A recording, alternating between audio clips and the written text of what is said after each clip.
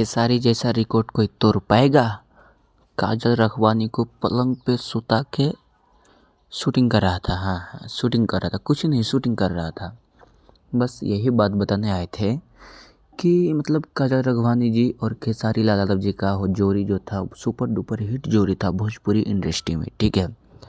तो इसी बीच काजल रखवानी और खेसारी लाल यादव जी है एक साथ सोते थे, एक साथ उड़ते थे, एक साथ शूटिंग पे जाते थे, एक जगह में रहते थे दोनों, ठीक है। क्योंकि आप जो तस्वीरें चल रहे हैं वीडियो पे, यही देखकर अंदाज़ा लगा सकते हैं कि खेसारी भैया और काजल रखवानी कितने अच्छे जोड़ी थे भोजपुरी में।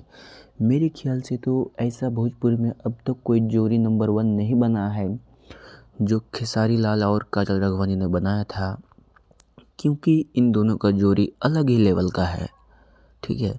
देख सकते हैं तस्वीरों में कितने ये जब दोस्ती थी इनके बीच में, तो रिलेशनशिप था, कितने दोस्ती के साथ एक जगह पे सोते थे, एक जगह पे उड़ते थे।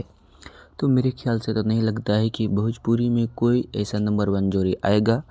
आप लोगों को क्या लगता है कि दोनों का जोड़ी कमबैक किया जाए? तो आप लोग कमेंट बॉक्स में ज़रूर बताना। फिर मिलेंगे नेक्स्ट वीडियो में।